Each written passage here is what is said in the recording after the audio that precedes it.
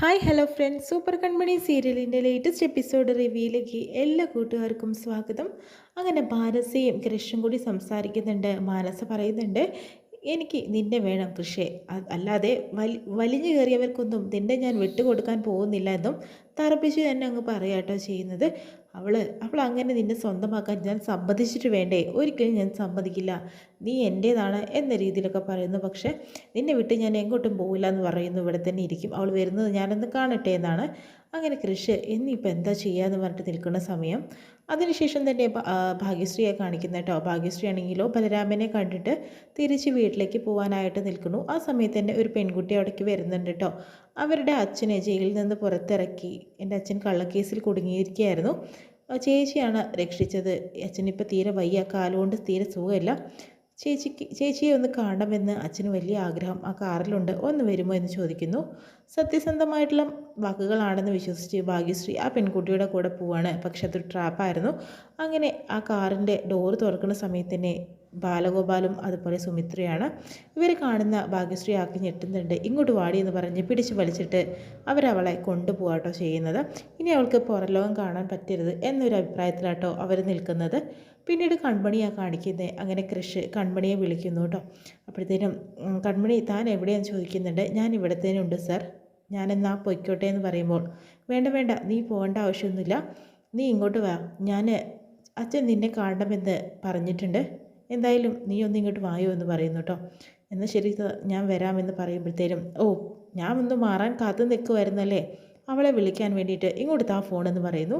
കൃഷിൻ്റെ കയ്യിൽ നിന്ന് ആ ഫോണ് പിടിച്ച് വലിച്ച് വാങ്ങാട്ടോ മാനസ ചെയ്യുന്നത്.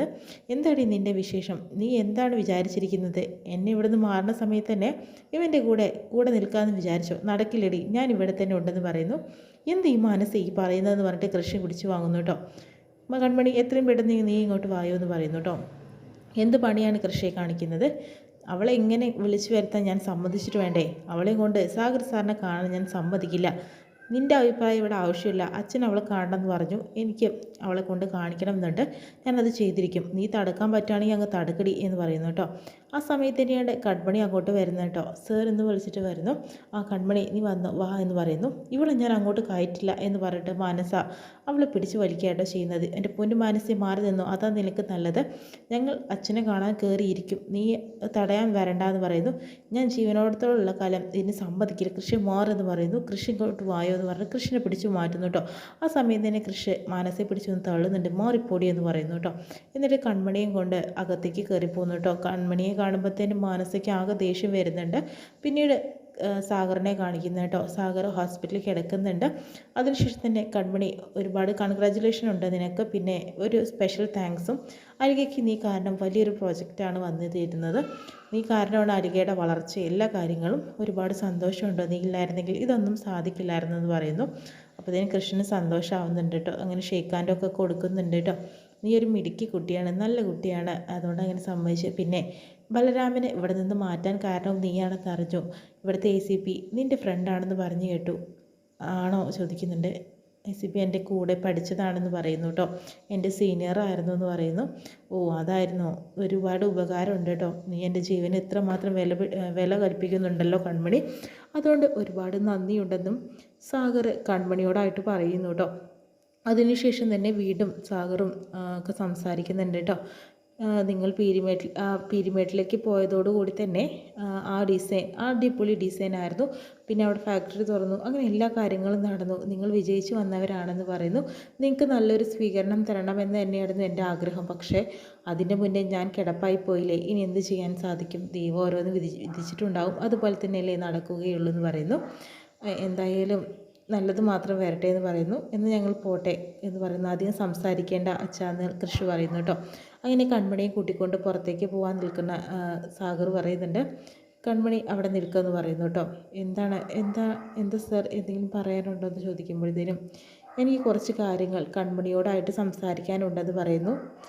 നീ ഉത്തരം പറയണ്ട, ഞാൻ ചോദിച്ചതിനെല്ലാം തന്നെ കൺമണി എനിക്ക് ഉത്തരം തന്നാൽ മതിയെന്ന് പറയാം കേട്ടോ.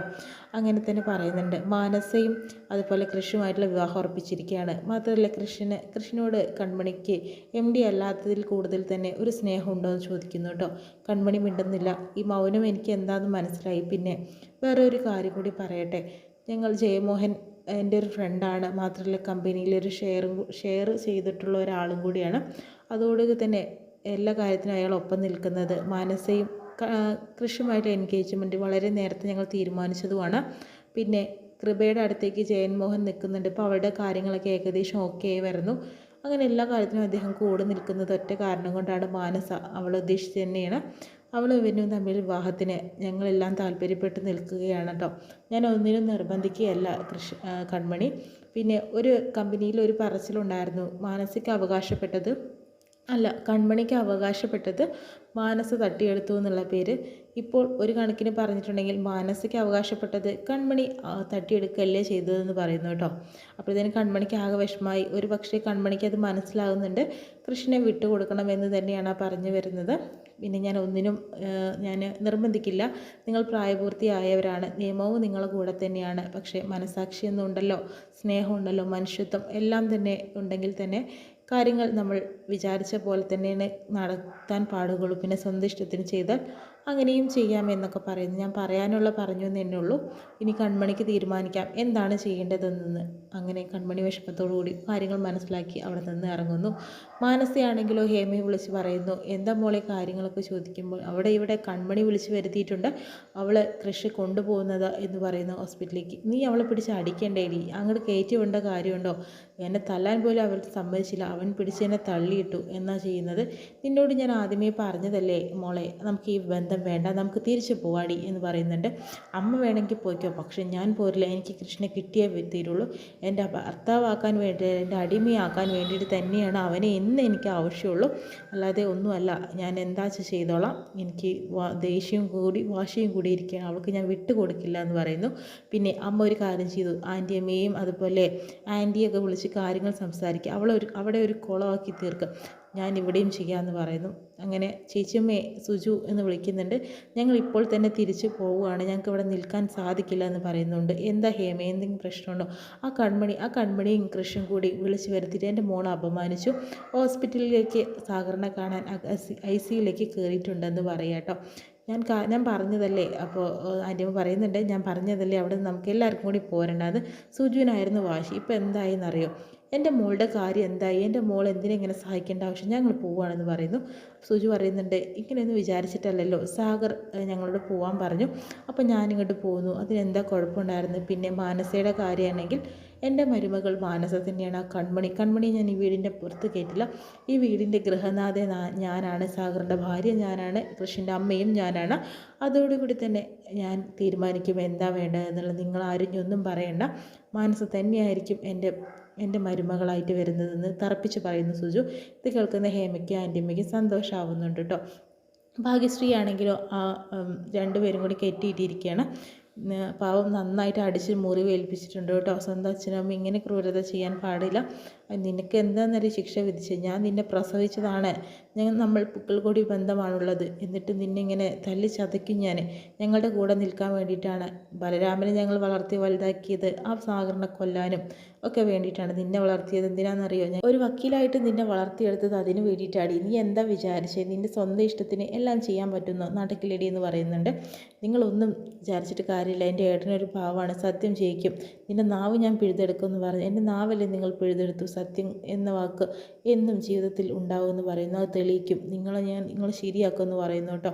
അപ്പോഴത്തേനും ബാലുവിന് ദേഷ്യം വന്നിട്ട് ഭാഗ്യശ്രീ അടിക്കുന്നുണ്ട്. വീണ്ടും ബോധം കെട്ട് ഭാഗ്യശ്രീ വീഴുന്നു. പിന്നെ ഈ ഹോസ്പിറ്റലിൽ കാണിക്കുന്നത് കൺമണിയും കൃഷും പുറത്തേക്ക് ഇറങ്ങി വരുമ്പോൾ, നീ എന്തടി വിചാരിച്ച് എല്ലാം നിനക്ക് നേടിയെടുക്കാമെന്ന് കരുതി, ഒരിക്കലും നടക്കില്ലടി, ഞാൻ എന്താ നിന്നെ ചെയ്യേണ്ടത് നീ മനസ്സിലാക്കിക്കോ എന്നൊക്കെ പറയുന്നുണ്ട് കേട്ടോ.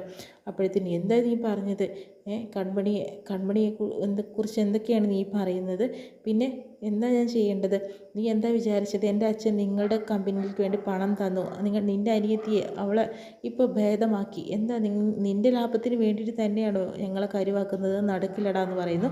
ഇത് കേൾക്കുന്ന കൃഷ്ണന് ദേഷ്യം വരുന്നുണ്ട്. അങ്ങനെ മാനസയെ അടിക്കുന്നുണ്ട് കേട്ടോ. അതിനുശേഷം തന്നെ വേണ്ട സാർ എന്ന് പറഞ്ഞ് കൺമണി തടുക്കുന്നു. പിന്നെ മാനസയോട് പോയിട്ട് മാപ്പ് അപേക്ഷിക്കുന്നു കേട്ടോ. മാഡം, ഞാനാണ് നിങ്ങളുടെ ജീവിതത്തിൽ ഇടയിൽ വന്നത്, ഞാൻ ഇനി അല്ലെങ്കിൽ ഒരു സ്റ്റാഫ് മാത്രമായിരിക്കും നിങ്ങളുടെ ജീവിതത്തിലേക്ക്, ഇനി ഞാൻ ഒരിക്കലും തന്നെ വരില്ല, സോറി മാഡം എന്നൊക്കെ പറയുന്നുണ്ട് കേട്ടോ. കൺമണി, നീ എന്തിനാ ഇവരോട് സോറി പറയുന്നത്, അത് വേണം സർ, നിങ്ങളുടെ രണ്ടുപേരുടെ ജീവിതത്തിലേക്ക് ഞാനാണ് വന്നത്, അതുകൊണ്ട് തന്നെ ഇനി ഒന്നും നോക്കിയിട്ട് കാര്യമില്ല, നിങ്ങളാണ് ഒന്നാവേണ്ടത്, നിങ്ങളാണ് വിവാഹം കഴിക്കേണ്ടത്, ഇനി ഒരു തടസ്സമായിട്ട് കൺമണി വരില്ല എന്ന് പറയുന്നു. ഇതെൻ്റെ വാക്കാണ് എന്ന രീതിയിലൊക്കെ വാക്ക് കൊടുക്കുന്നു കേട്ടോ. അപ്പോൾ കൃഷ്ണൻ സങ്കടമാവുന്നുണ്ട്. ഭാഗർ പറഞ്ഞത് കൊണ്ടാണ് ഇങ്ങനെയൊക്കെ സംഭവിക്കുന്നത്, നമ്മൾ ഒന്നാവേണ്ടവരല്ല സർ, നിങ്ങളാണ് ഒന്നാവേണ്ടവരെന്ന് പറഞ്ഞിട്ട് കൺമണി അവിടെ നിന്ന് ഇറങ്ങുന്നു കേട്ടോ. അപ്പോഴത്തേനും മാനസിക കാര്യം മനസ്സിലായി. സാഗർ സാർ എന്തെങ്കിലും പറഞ്ഞിട്ടുണ്ടാവും. മഹിയോട് ചെന്നിട്ട് നമ്മുടെ കൃഷി കാര്യങ്ങളൊക്കെ അവതരിപ്പിക്കുന്നു കേട്ടോ. മഹി പറയുന്നുണ്ട്, നിനക്ക് വട്ടാടാ, ഇങ്ങനെയൊന്നും സാറ് കൊടുക്കാൻ പാടില്ല, മാനസികമായിട്ടും നിങ്ങളെ ബ്ലോക്ക് ചെയ്തില്ലേ ഇപ്പോൾ. കാരണം അങ്ങനെ അവസ്ഥയിൽ എന്ത് പറഞ്ഞാലും ഒരു പെൺകുട്ടി സഹിക്കുന്നതിൽ പരിധി കൂടുതലായിരിക്കും.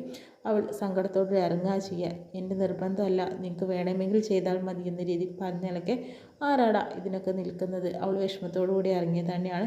പക്ഷെ നീയും നൈസായിട്ട് കാര്യങ്ങൾ പറയണമായിരുന്നു, അവളെ വിട്ടുകൊടുക്കാൻ സാധിക്കില്ലെന്നും അവളെ കിട്ടിയില്ലെങ്കിൽ ചത്ത് കളയുമെന്നൊക്കെ. നിനക്കതൊക്കെ പറയാം, എൻ്റെ അച്ഛൻ ICUലാണ്, പ്രശ്നങ്ങൾ കൂടുതൽ വഷളായാലോ, നീ പേടിക്കണ്ട എന്ന് പറയാം കേട്ടോ. ഇനിയൊന്നും ചെയ്യാൻ പറ്റില്ല, ഇനിയിപ്പോൾ നിങ്ങളുടെ തീരുമാനം അതായിരിക്കും വേണ്ടത്, എന്താ നിനക്ക് തീരുമാനിക്കാമെന്നും മാഹി പറഞ്ഞു കൊടുക്കുന്നുണ്ട്. പിന്നീട് കൺമണി വളരെ വിഷമത്തോടു കൂടി വീട്ടിലേക്ക് വരുന്നു.